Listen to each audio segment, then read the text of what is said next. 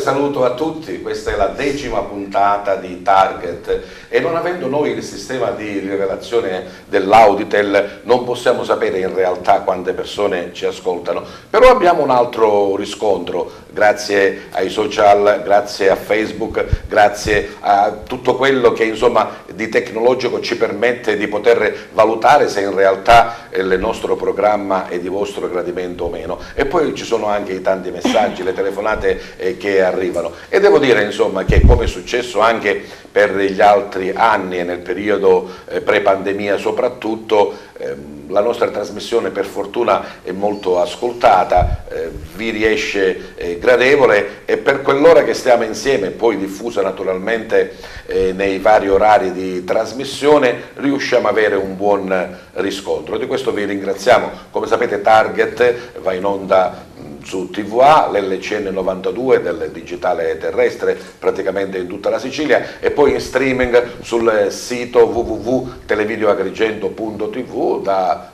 rivedere in tutto il mondo. Naturalmente il link della trasmissione poi viene inserito nel contesto del nostro canale YouTube e può essere visto e rivisto in qualsiasi occasione, e magari approfondire o risentire degli argomenti che possono risultare più interessanti degli altri. E proprio questo è il compito di Target, ovvero amplificare, grazie al mezzo televisivo, quelle che sono le belle, piccole, grandi realtà del nostro territorio. La puntata di oggi è particolare, chiamiamola speciale, perché è una puntata a tema, come poche ne facciamo a Target, ma abbiamo ritenuto giusto farla proprio per la tematica che trattiamo, che sicuramente susciterà il vostro interesse.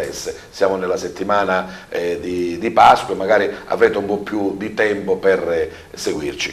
Oggi parleremo di un bel progetto che è promosso dal Comune di Agrigento e da altri enti che poi i nostri ospiti vi diranno, è finanziato dal Ministero per le Pari Opportunità. È uno sportello di ascolto e consulenza LGTB. Siete un po' plus, ecco, dice la coordinatrice, plus. Vi presento subito i miei ospiti. Allora, iniziamo dalla mia sinistra. Lei è Paola La Sala Savona, è una sociologa e anche la coordinatrice proprio del progetto dello sportello. Accanto a lei una psicologa, Giacomina Di Francesco, anche lei coordinatrice del progetto. Un'altra importante figura è quella dell'assistente sociale, lei è Cristina Sanzo. C'è anche una psicologa, Mariangela Frenna, e abbiamo anche un avvocato, Antonio Sapia. Questo è l'argomento di oggi. Iniziamo subito proprio con il chiedere a Paola come nasce e perché l'esigenza di questo progetto, che ha ricevuto naturalmente il favore del Ministero, è stato finanziato e quindi si è potuto portare avanti. Sì, infatti il progetto nasce su un bando nazionale del Ministero delle Pari Opportunità, che era orientato a creare o dei centri di ascolto, degli sportelli, o comunque dei centri di accoglienza per soggetti LGTB o comunque appartenenti alla comunità LGTB. Il Comune di Agrigento non aveva un'esperienza specifica su questi sportelli e quindi su un suggerimento da parte del gruppo, che è il gruppo di progettazione, l'assessore Lala, che era appunto ad Agrigento l'assessore alle pari opportunità, ha accolto questa iniziativa e, individuando proprio il Comune di Agrigento come appunto ente capofila, ha attivato una rete di altre associazioni selezionate pubblicamente sull'esperienza rispetto a questi temi e è stato sviluppato e abbiamo sviluppato questo progetto. Quindi il comune di Agrigento assieme ad altri partner, Sì, li vogliamo magari citare? Sì, magari li citiamo perché ovviamente sono gli enti che realizzano insieme a noi il progetto ed è l'associazione Endas, il Centro Donna George Sand, l'Arci, che è un'associazione importantissima anche per l'esperienza che ha su queste tematiche, l'associazione Saieva di Agrigento e l'associazione Avodic di Favara.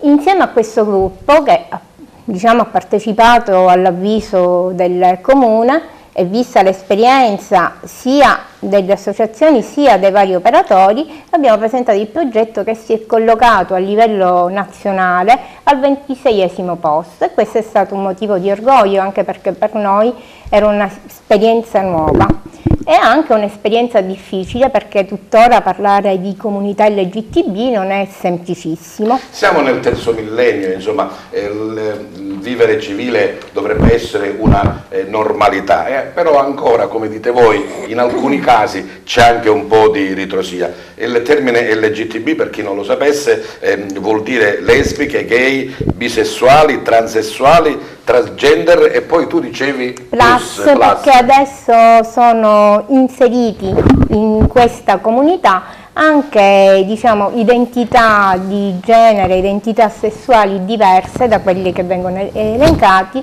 e per non fare appunto un acronimo troppo lungo si mette più plus sta per altro. Per altro, ecco. Dottoressa De Francesco, quindi diciamo che Agrigento aveva la necessità di avere un punto di riferimento. Perché? Perché non c'erano istituzioni, perché non c'erano agenti pubblici che potevano dare un riscontro a questa tipologia? Perché nel servizio pubblico non c'è un servizio che si potesse occupare di soggetti LGTB, in particolare in questo caso vittime di discriminazioni.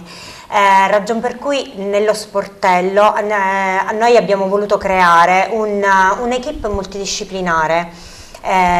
Ci siamo gli psicologi, gli assistenti sociali, i legali, educatori, perché per rispondere ai soggetti vittime di discriminazioni e non solo, perché il nostro sportello non si occupa solo di soggetti vittime di discriminazioni, ma si occupa anche di prevenire le discriminazioni. Quindi anche di consulenza, magari di una famiglia normale che ha bisogno di alcune determinate assolutamente sì, di alcune informazioni. Oppure di per esempio ragazzi in età scolare che hanno dei dubbi, delle perplessità, necessità di chiarimenti. Abbiamo fatto anche interventi nelle scuole a proposito di questo, perché c'è una fascia d'età all'interno della quale il tema della sessualità, trattare il tema della sessualità è molto importante. Quindi lo sportello come aiuto per chi già si trova in questa situazione, ma per chi potrebbe avere o in maniera diretta o indiretta trovarsi in questo contesto. E dicevate proprio della prevenzione, quindi dei veri e propri incontri con la scuola? Assolutamente, abbiamo fatto degli incontri all'interno delle classi e in particolare al liceo classico, ma abbiamo preso contatti anche con le altre scuole e abbiamo fatto proprio interventi all'interno delle classi per parlare di stereotipi, prevenire le discriminazioni e informare anche, perché la prevenzione si basa anche e soprattutto sull'informazione, quindi abbiamo dato delle informazioni ai ragazzi e abbiamo anche sondato un po' le loro opinioni rispetto a questo tema delicato. Paola, che cosa ne è nato in questi primi mesi di lavoro? Insomma, voi siete le operatrici, quindi già anche prima dello sportello, ma che trattavate questa situazione, ma forse adesso c'è un po' di contezza in più su quella che è la realtà agrigentina. Lo sportello è un focus, uno degli obiettivi ovviamente del Ministero, oltre a quello di rispondere ai bisogni, alle informazioni così che possono venire dalle singole persone, era quello di cominciare a creare una comunità consapevole rispetto a questo tema, quindi lavorare molto sull'informazione e sulla formazione perché ovviamente sappiamo benissimo, proprio per la delicatezza del tema, è giusto che ci sia una buona informazione, un comprendere il significato, il non aver paura degli stereotipi che spesso ci arrivano anche dai, diciamo, mezzi di comunicazione di massa, e quindi l'obiettivo specifico era da un lato l'informazione e la formazione, specialmente sulle giovani generazioni, che stiamo facendo appunto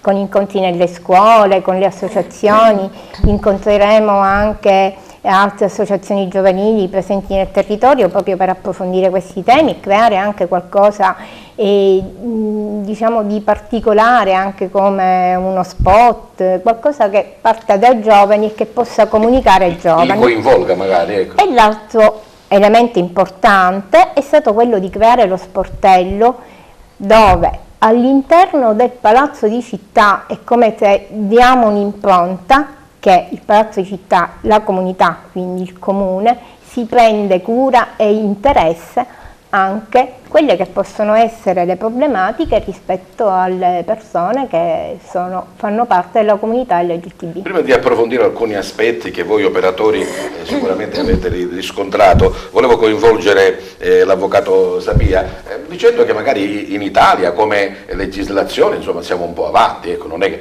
c'è proprio questa discriminazione nei confronti delle coppie gay, dei matrimoni, delle convivenze. O no? O sono io che non sono ben informato? No, secondo me non siamo assolutamente avanti, anzi siamo rispetto a molti altri paesi europei indietro, e i fatti diciamo d'attualità ultimi ne sono anche la dimostrazione, come nella dimostrazione che per questi fatti mi riferisco naturalmente al caso della prefettura di Milano, che ha intimato il discorso dei bambini, diciamo, sì. Che ha intimato il comune di non registrare più nei registri civili i bambini figli partoriti all'estero e figli di coppie omogenitoriali, e nella dimostrazione appunto che questo fatto è stato oggetto di una risoluzione di condanna del Parlamento europeo, risoluzione che ha avuto una maggioranza molto forte all'interno del Parlamento europeo. E questa diciamo è l'attualità sì, di ora, però io mi riferivo anche a un discorso di coppia, no? Cioè due maschi, due donne possono fare regolarmente una coppia con i diritti normali di una famiglia tradizionale? No, ancora non sono tutelati quanto una famiglia tradizionale. Il nostro ordinamento giuridico, che appunto la funzione principale di un ordinamento giuridico è quello di ordinare, quindi di regolare i rapporti tra gli individui, è ancora fortemente eteronormativo. Che cosa significa? Cos'è l'eteronormatività? Il soggetto tipo che è preso come tipologia di base dall'ordinamento giuridico è il soggetto etero. Ci sono ancora oggi discussioni sulla famiglia naturale. Cos'è la famiglia naturale? Secondo un'interpretazione ormai secondo me anche a livello sociale superata, ma a livello normativo no. Secondo un'interpretazione la famiglia naturale è la famiglia composta da un uomo e una donna. Poi quando ci siamo effettivamente chiesti, quando ci siamo interrogati su questo concetto di natura, realtà, si è capito che non esiste la famiglia naturale, questa è una cosa. E quindi no, siamo molto indietro. L'unico strumento normativo che effettivamente abbiamo, per esempio, è il decreto legislativo 206 del 2013, che è un decreto che si occupa delle discriminazioni nell'ambito lavorativo dei soggetti appartenenti alla comunità LGBT, che tra l'altro non è neanche un decreto legislativo, una legge che è arrivata di nostra sponte, diciamo, ma è stata una legge di recepimento di una direttiva europea che lo Stato italiano doveva per forza, se no. Poi vorrei che magari più tardi approfondisse anche questo discorso dei bambini, perché insomma sono poi anche un anello debolissimo e che ci sono problemi non soltanto per la coppia ma anche per i bambini stessi. Ritorniamo a noi, naturalmente dicevamo sia chi subisce o ha subito o potrà subire delle discriminazioni, ma sia chi sta vivendo una vita normale di coppia e che ha necessità di avere degli approfondimenti, degli aggiornamenti, delle consulenze. Ma andiamo a chi in realtà ha problemi magari con la famiglia, con la scuola o con la società. Lo chiedo all'assistente sociale Cristina, come avviene questo primo contatto? Cioè, ci sarà una telefonata o magari che vengono direttamente allo sportello, insomma, a chiedere? Allora, in qualità di assistente sociale io rappresento il primo approccio degli utenti. Questo primo punto di contatto comunque è di fondamentale importanza, perché è bene che la persona si senta accolta e deve instaurare una relazione di fiducia con il professionista. Quindi dopo una fase di accoglienza vi è la presa in carico del caso e vi è una fase dove io decodifico la domanda, e questo viene fatto attraverso un'analisi accurata dei bisogni, delle risorse che la persona ha a disposizione e di tutte le dimensioni della persona. Ci sono anche le problematiche che ti espone, esatto. No? Cioè del perché è venuta lì allo sportello a chiedere aiuto, tra virgolette. Ecco. Esatto. In primis appunto si chiedono le motivazioni e si va a costruire un progetto costruito ad hoc, quindi che tiene conto di tutte le sfere della persona.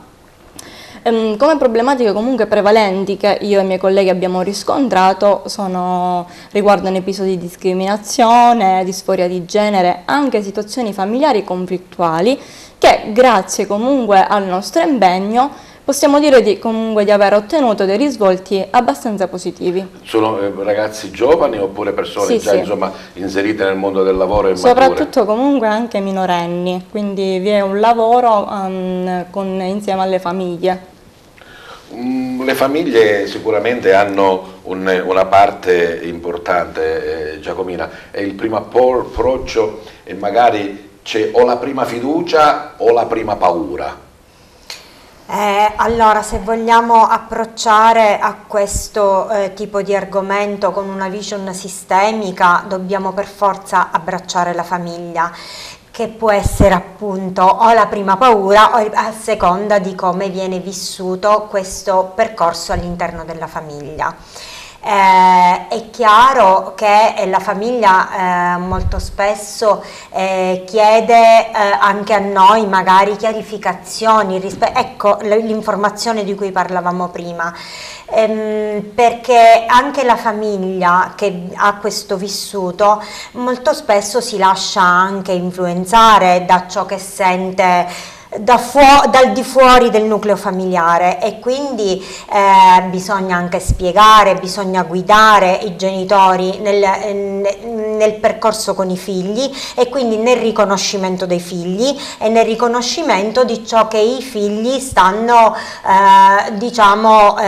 esponendo alla famiglia. Quello che voi avete visto, la famiglia ripeto, è un aiuto oppure tende ad allontanarli? Allora, quello che abbiamo noi potuto notare fino ad adesso è che da parte delle famiglie non c'è non c'è stato finora questo moto di allontanamento nei confronti dei figli, anzi no, finora fortunatamente anzi abbiamo visto mamme particolarmente accoglienti e disposte, mamme molto aperte, capaci di accogliere i figli. La mamma è sempre la mamma, la mamma è sempre la mamma, non sempre, ma fortunatamente finora non ci sono capitati casi del genere, e devo dire anche i papà che abbiamo avuto modo di incontrare, con i quali abbiamo avuto modo di approcciarci finora. La difficoltà è più grande, prego. Dicevo che proprio per questo all'interno dell'equipe, oltre allo psicologo, l'assistente sociale, il sociologo, c'è il mediatore familiare, perché i casi di conflittualità intrafamiliare come quelli intragenerazionali sono sempre presenti, e spesso la famiglia in questo primo momento si trova un po' disorientata, e quindi ecco, l'intervento della mediazione familiare è importante. È più problematica l'omosessualità maschile o femminile? Penso che per entrambi tanto quanto, i sessi è il concetto di omosessualità che ancora non rientra chiaramente nei nostri parametri culturali. Noi lo vediamo ancora, noi lo vediamo, diciamo che siamo a volte spettatori passivi rispetto a una realtà che comunque adesso si manifesta molto più facilmente, però ecco, c'è sempre ancora una questione culturale anche collegata al nostro essere religiosi, che spesso ci crea dei piccoli ostacoli, anche se man mano, appunto, come diceva l'avvocato, nella società ormai si cerca di superare, però anche il fatto che da un punto di vista normativo noi ancora non abbiamo una norma chiara sotto questo aspetto, credo che sia diciamo, un solco ancora da raggiungere. Diciamo che volevo aggiungere che nelle famiglie l'essere inseriti all'interno della società spesso e volentieri è un freno verso l'accettazione dei figli diciamo omosessuali, perché da noi in particolare, però io non direi solo da noi, perché in generale diciamo che a 360 gradi la società ti impone dei canoni, per cui c'è sempre la paura della mancata accettazione da parte della società. Ma forse il profondo sud insomma è ancora un po' più rispetto all'evoluta Milano, no? Non lo so, non lo vedi, perché, no, non lo so, perché se parliamo dell'evoluta Milano magari sì, ma se parliamo poi dei paesini della Lombardia magari anche no. O del Bergamasco. Se parliamo delle metropoli magari ci sta pure, così come può essere da noi Palermo-Catania rispetto al paesino dell'Agrigentino. Sì. Naturalmente la figura della psicologa o dello psicologo assume una rilevanza molto importante all'interno dello sportello, perché io credo che debba sia, diciamo così, avere l'approccio con l'assistito, ma anche con quella che è il suo entourage, no? Magari la scuola, il lavoro, la famiglia, ma il primo rapporto è direttamente con chi si rivolge a voi. Mariangela. Certo, il primo rapporto è il rapporto principale che dura tutto il tempo appunto del contatto e della relazione con la persona e con la persona stessa, ma la persona stessa non è scissa da quelle che sono le reti sociali. Noi siamo quello che siamo perché siamo inseriti nei contesti sociali, familiari, quindi non solo si lavora su quelli che sono i vissuti della persona stessa e quindi con un lavoro di counseling, di supporto, ma si lavora anche nella costruzione di quelle reti che per delle situazioni anche di discriminazione sono state sfaldate. Parlo di reti sociali, lavorative, familiari, perché è essenziale reinserire lentamente quella persona all'interno di un contesto che poi lo rende di nuovo diciamo, capace di un movimento che lo fa star meglio.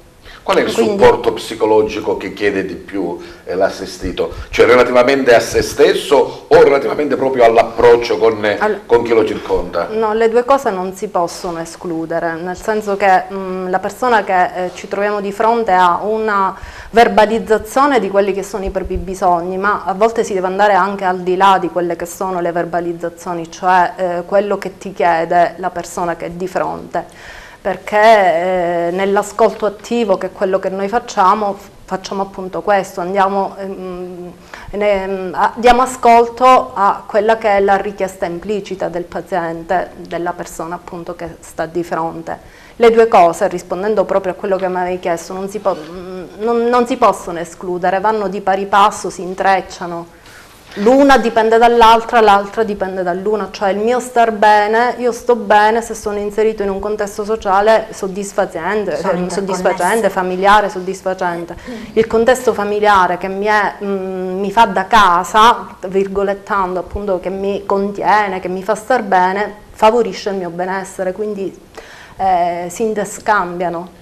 Stiamo parlando in una maniera, non dico negativa, ma nel senso conflittuale e problematica, ma ci sono delle coppie omosessuali che vivono la loro vita normalmente, che lavorano, anzi che potrebbero essere di aiuto e di esempio per altri, Paola? Noi abbiamo incontrato tra l'altro molte famiglie, proprio una comunità di famiglie che vive nell'Agrigentino, non solo qui ad Agrigento ma anche in provincia, di coppie che sono anche genitori. Devo dire che questo incontro, ecco, per questo dico l'importanza dell'informazione, è stata per noi un momento di apprendimento e di arricchimento di come essere genitori, al di là di quello che è il parametro sessuale o di genere del genitore, ma proprio abbiamo letto in quelle storie, in quelle narrazioni, in quel modo di guardare le foto dei loro bambini, un trasporto, un amore che veramente per noi quello è famiglia. E loro si possono porre, insomma, come esempio e come aiuto. Assolutamente, per altri, per condividere le esperienze. Sì, devo dire che hanno dato anche la disponibilità a fare degli incontri anche nelle scuole, e tra l'altro in questo momento in cui appunto c'è stato questo turbamento normativo rispetto alla trascrizione dei bambini, loro ci hanno chiesto di fare qualcosa anche per rinforzare, ecco, la loro voce. E ritorniamo a questo problema, insomma, del fatto delle coppie omogenitoriali che per un motivo o per l'altro hanno un figlio, potrebbe essere una fecondazione eterologa oppure una maternità surrogata, però insomma c'è questo bambino. Se non puoi trascriverlo all'anagrafe, cioè se non puoi dire che quello è tuo figlio, il bambino non ha dei diritti e anche quel genitore non ha dei doveri. La problematica è grossa, avvocato. La problematica è appunto questa, appunto che non si tutela il bambino, perché finché non viene riconosciuto in capo a quella persona lo status di genitore, vengono meno un sacco di diritti che diciamo sono nell'ambito del diritto familiare, sono tantissimi, come può essere l'eredità, come può essere la sussistenza economica, che vengono preclusi sia da parte, sia nei confronti del bimbo e sia anche nei confronti del genitore. Potrebbe essere anche la semplice iscrizione a scuola oppure la scelta del medico. Qualsiasi, diciamo qualsiasi anche atto per il quale viene richiesto un rappresentante legale. Sì. Quella persona non può effettivamente rappresentare quello che sente il proprio figlio. Alcuni comuni però si sono un po' dissociati, ne hanno la facoltà. Sì, ne hanno la facoltà. La questione a livello giuridico è complessa perché, come penso si sappia, si è fatto una riforma costituzionale qualche anno fa, dove dove si sono nuovamente divise le competenze fra gli enti locali e lo Stato centrale. E sia in questo che in molti altri ambiti ne è venuto fuori un quadro abbastanza complesso, però tecnicamente sì, a livello prettamente procedurale il Comune, in questo caso di Milano, ma poi ce ne sono degli altri che penso saranno raggiunti allo stesso modo, dalla stessa intimazione, in teoria non possono predisporre, perché poi ci potrebbe essere l'intervento della prefettura. Per quanto riguarda invece la normativa normale, la richiesta legale per quanto riguarda lo sportello si basa sul riconoscimento di questi diritti, sul cercare di avere proprio i diritti che una famiglia normale deve avere. Sarebbe nella naturalezza delle cose, purtroppo no? non lo è, ed è questo il problema. Quello che secondo me dà valore a questo progetto e al servizio che tramite lo sportello che è stato creato si dà, è appunto di un'assistenza non solo passiva, di un'assistenza attiva, e la presenza di uno sportello legale dà ancora più forza a questo concetto, perché noi dobbiamo bene o male renderci conto che si sta in questo paese combattendo una battaglia per i diritti civili, e le battaglie per i diritti civili vengono combattute nei tribunali e tramite la legge, ma anche in maniera prioritaria, e quindi è questa l'importanza dello sportello legale, è trovare le soluzioni per i diritti di queste persone che, stante la situazione normativa di cui parlavamo prima, non sono tutelati, o comunque sono tutelati meno rispetto, diciamo, alla normalità della famiglia, a quello che viene considerato la normalità. E la cosa brutta che a livello sociale si è molto più avanti. Cioè, a livello sociale ormai il concetto comunque dell'omogenitorialità, la concezione con cui la società si approccia ai componenti di questo movimento dell'LGBT è molto è molto più avanti rispetto alla normativa. Perché? Perché sulla normativa, sulla legge, il legislatore, che poi diciamo è il soggetto che decide, perché in quell'ambito si sono fatte delle battaglie politico-identitarie, purtroppo. Certo, e quindi non voglio riprendere, diciamo, a livello vabbè, storico, normale, politico, però vengono fatte le battaglie politico-identitarie sulla pelle delle persone, sulla vita delle persone e dei loro se parliamo di bambini, insomma. Questo è... Io volevo ritornare... Però io vorrei dire una cosa, che malgrado comunque l'Italia ha ancora di questi problemi, possiamo dire che noi abbiamo inserito all'interno della nostra equipe anche dei mediatori linguistici e culturali, perché molti immigrati che vivono qui in comunità sono immigrati qua perché nei loro paesi c'è la pena di morte, l'omosessualità è un reato e la pena di morte, quindi anche lì diciamo che attraverso i mediatori che lavorano anche in contatto con le comunità cerchiamo di intervenire in questi casi dove ci sono questi ragazzi o queste ragazze immigrate che arrivano qui e anche con questa loro identità e che cerchiamo di accogliere e di far sentire finalmente comunque persone e sono più libere soprattutto. Volevo tornare all'assistente sociale, diciamo che il primo apporto, cioè il come si chiama, front office, come si chiama, perché, per chiederle, c'è anche una differenziazione, non vorrei usare diciamo, una parola brutta, di ceto sociale. Cioè, nel senso che questa problematica viene vissuta di più diciamo, in vari strati sociali della città o coinvolge... No, devo dire che comunque è una problematica che coinvolge tutti, quindi senza distinzione di ceto sociale, no, assolutamente. E questo comunque è una cosa abbastanza anche confortante, che tutt'oggi non esistono questo tipo di discriminazioni.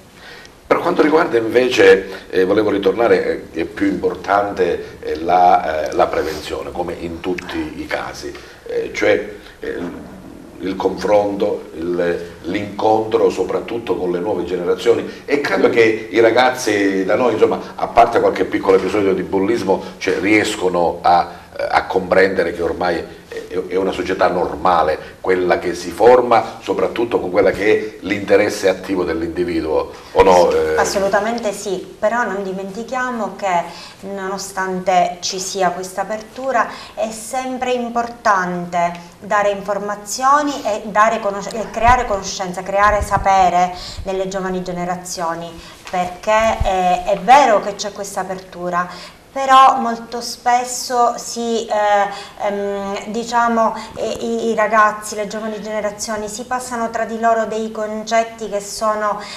assolutamente frutto di pregiudizi, di stereotipi e che poco hanno a che fare, la parola stessa, un adolescente potrebbe subire l'aggressione del branco? Allora il branco già diventa più pericoloso nei confronti di magari non l'aggressione, ma magari degli episodi di bullismo, perché è successo anche questo, e quindi prevenzione significa anche sensibilizzazione nei confronti di chi ha un'identità di genere, magari è omosessuale, è lesbica. Assolutamente la prevenzione passa anche attraverso questo tipo di informazione, perché è importantissimo che non ci siano più queste discriminazioni. È fondamentale spiegare ai ragazzi che tutto questo rientra nella normalità, perché la sessualità non è un bipolare maschio-femmina come si pensava prima, ma va a lungo. Ci sono tanti studi che spiegano che la sessualità va lungo un continuum, non è un bipolare, e quindi fare capire e spiegare anche questo, spiegare che ci sono stati degli studi, spiegare che rientra nel genere umano tutto questo. Marietta Lafredda, naturalmente senza fare un riferimento specifico a persone, ma al caso in generale, magari qualche approccio che o ti ha colpito profondamente dal punto di vista positivo o anche negativo, nel senso che hai avuto più difficoltà nell'iniziare l'approccio con la persona? Vabbè, il primo contatto, come abbiamo visto, che passa dalla collega o dalle colleghe, perché arrivano in seconda battuta nel professionista, quindi arriviamo già con una storia, chiaramente con una storia che viene un po' descritta attraverso la cartella. Chiaramente tu fai uno studio allora? Uno studio di quelle che sono le informazioni. Le informazioni, la persona arriva già quindi con delle informazioni, perché se viene indirizzato dalla collega, appunto, viene indirizzato secondo quello che è il bisogno che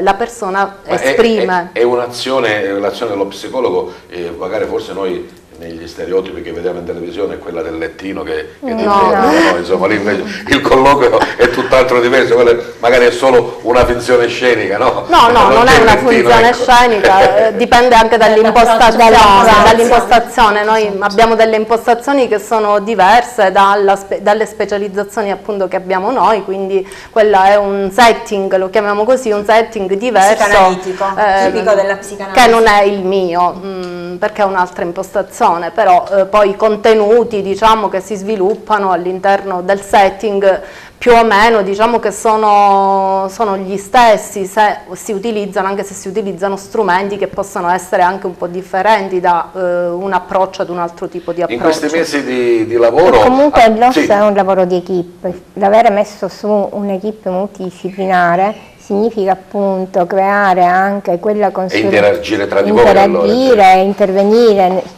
sotto i vari aspetti. Ovviamente una delle attività importanti la fa all'inizio l'assistente sociale, perché a lei arriva per prima l'utente, lei fa l'analisi dei bisogni espressi e non espressi, perché spesso dietro quello che si chiede c'è altro e quindi c'è anche una decodifica del bisogno. Quindi Cristina, tu riesci un po' a tirare fuori anche esatto, le cose che non dicono, ecco. Noi abbiamo comunicazione verbale e anche non verbale, perché molto spesso comunque si tende a nascondere, quindi magari qualche perché ragazzino, si vuole acquisire fiducia piano piano. Ecco. Esatto, qualche ragazzino che racconta la sua storia tramite quella di un amichetto, di un coetaneo, quindi lì bisogna... Chiedo per un amico, insomma. Sì, esatto, la classica frase, esattamente, e lì bisogna comunque agire in maniera differente. Certo, poi la multidisciplinarità fa sì che esatto, si abbia un quadro poi più preciso. Tra l'altro, nel costituire questa equipe abbiamo pensato quindi oltre al mediatore familiare, il mediatore linguistico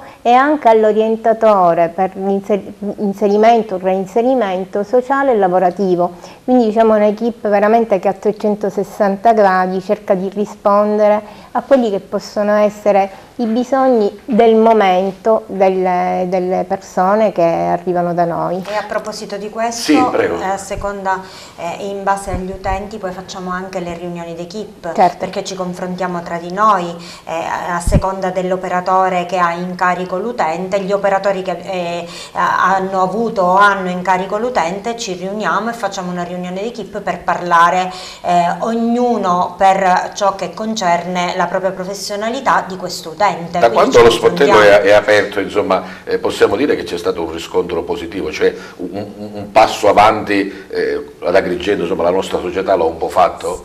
Sì, assolutamente, penso e spero di sì, perché comunque da quando ci siamo noi nel territorio ed è la prima volta che ad Agrigento si attiva uno sportello del genere.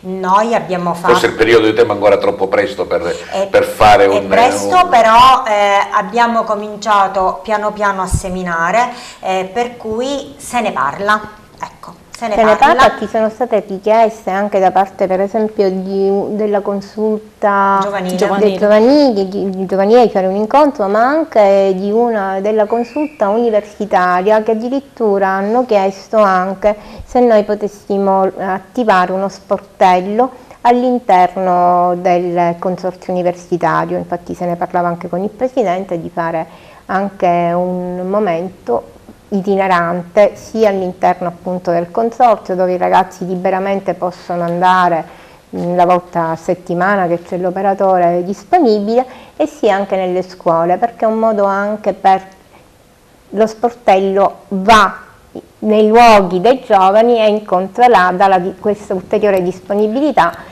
per facilitare anche l'approccio. Poi, per quello che mi è sembrato di capire, cioè, potrebbe venire, o se è venuto non lo so, da voi anche la famiglia, senza che lo dice insomma al ragazzo, alla figlia o al figlio, cioè magari è la mamma che si accorge di questa situazione e viene da voi a chiedere informazioni,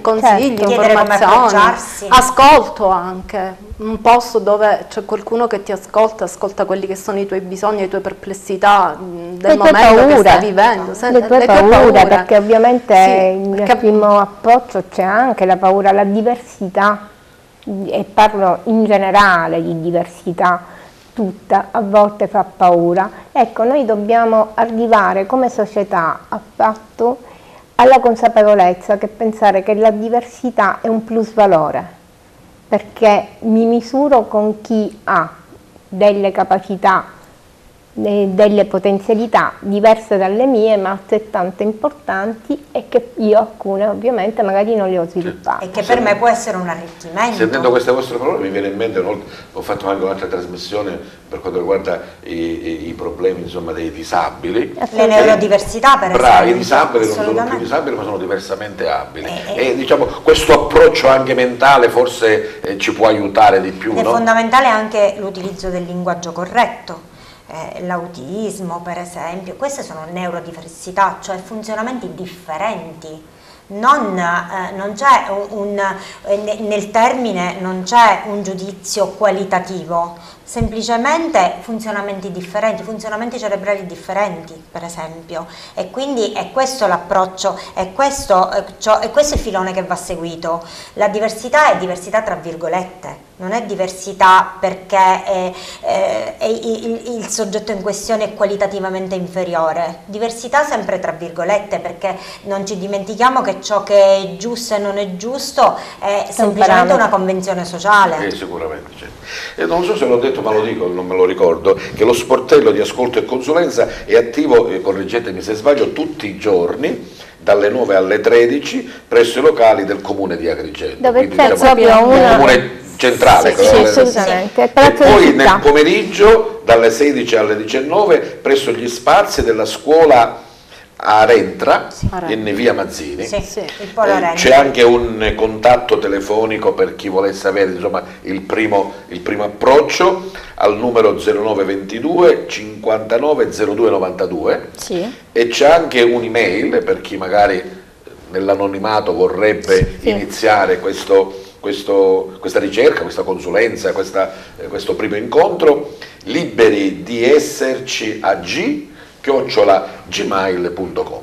Abbiamo anche le Prego, sì. Abbiamo anche le pagine Facebook e Instagram. È il sito del progetto dove appunto vengono diciamo che, dal punto di vista comunicativo completo in tutto per quanto riguarda questo primo approccio.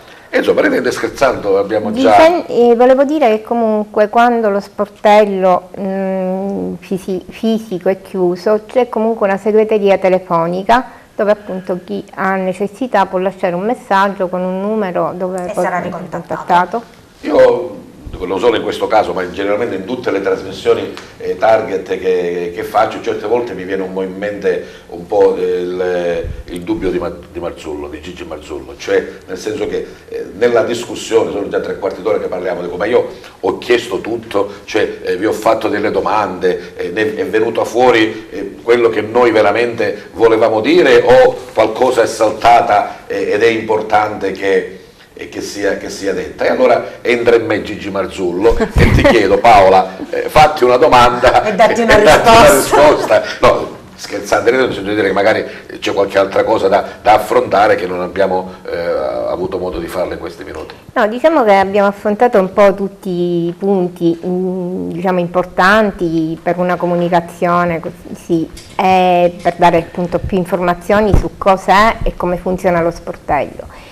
La domanda che mi faccio è l'obiettivo reale, generale di questo lavoro, oltre quello di essere dedicato ovviamente alla comunità LGTB, ma comunque l'abbiamo detto a tutta la comunità, è anche quello di creare una società più inclusiva, dove la parola sia veramente integrazione, accoglienza e integrazione, che poi, se vogliamo ritornare un po' agli eventi importanti della nostra città, sono stati gli elementi che hanno premiato Agrigento come capitale della cultura, integrazione e accoglienza.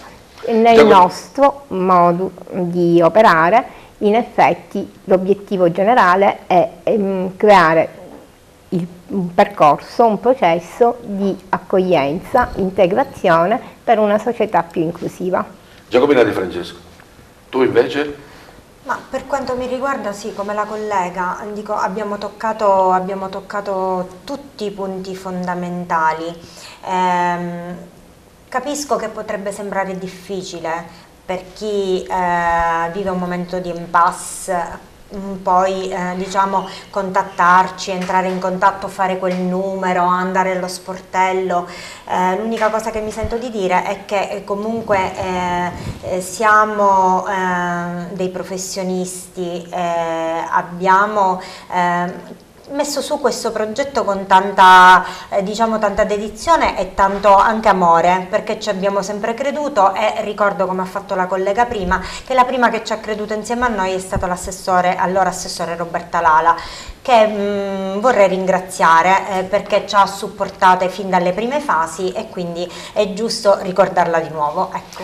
L'assistente sociale invece, Cristina? Allora, io voglio dire una cosa, voglio lanciare un messaggio a tutti quelli che ci stanno ascoltando, ovvero di non avere paura di farsi aiutare, perché farsi aiutare è un atto di coraggio, ma anche un atto di amore per se stessi. E poi trova, come dicevamo, dei professionisti veramente che possono dare un qualcosa benessere in più. comunque. Mariangela Frenna. Allora, io mi volevo collegare all'argomento che avevamo trattato poco fa, se quanta utenza si sia rivolta a noi. Abbiamo detto che comunque ancora è troppo presto per fare una valutazione, ma quello che conta allo stato attuale non è quanta utenza si sia rivolta a noi, ma che noi ci siamo, perché è un posto dove possono rivolgersi le persone che hanno necessità appunto di trovare personale specifico. Quindi questo è quello che conta, è quello che poi è stato fatto in questa città, che ha dato apertura ad una possibilità appunto di inclusione, di non differenziazione negativa. Avvocato. No, io pure penso che bene o male abbiamo toccato tutti i punti fondamentali. L'unica cosa che mi sento di dire è che, diciamo una cosa mia, forse più personale, che sono molto contento e felice di partecipare a questo progetto, a questo percorso, perché comunque penso sia molto bello e sia una grandissima soddisfazione quando riesci a fare il tuo lavoro, a fare il lavoro che hai scelto e ad aiutare realmente le persone, e quando riesci a vedere proprio che aiuti un soggetto, una persona che ha delle difficoltà, che si sente sotto certi punti di vista discriminato. Questa è una cosa molto bella e quindi sono molto felice di partecipare. Paola, naturalmente un progetto ha un inizio e purtroppo ha anche una fine, e così anche per Liberi di Esserci, o ci potrebbe essere una continuazione, o perché no, chiamiamola così, una stabilizzazione.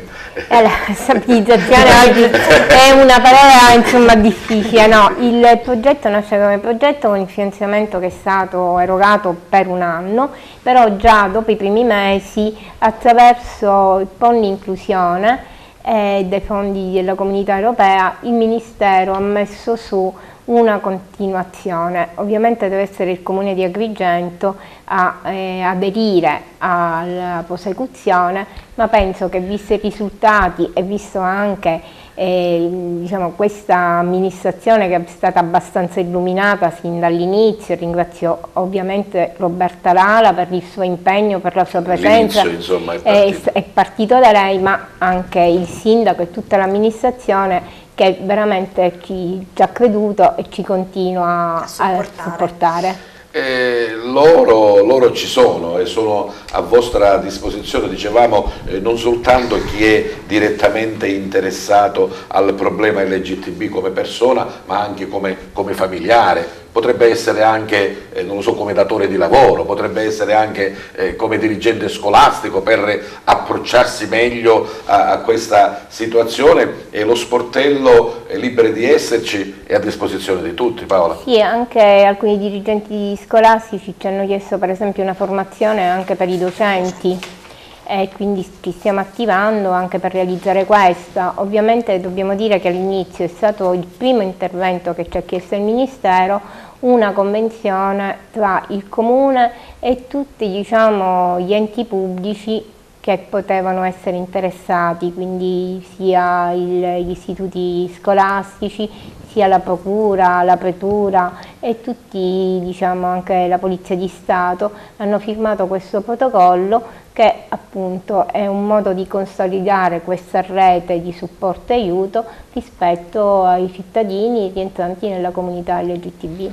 Lo sportello è un neonato, insomma, e deve crescere, ha bisogno della partecipazione e della presenza di diversi soggetti del territorio. Stiamo creando una rete per lavorare in maniera proficua, perché solo così si lavora bene, creando una rete. Liberi di Esserci, voglio ricordarvi ancora il numero telefonico 0922 59 02 92, e poi sul social basta cliccare Liberi di Esserci Agrigento e trovano sicuramente tutte quelle che possono essere i punti di contatto. Spero, insomma, che questo argomento sia stato di vostro interesse. Magari non sapevate di questa problematica, non sapevate di questo aspetto, e avete un po', insomma, anche arricchito la vostra conoscenza. Voglio ringraziare della presenza e della partecipazione Paola La Sala Savona, sociologa, coordinatrice del progetto Sportello LGTB+.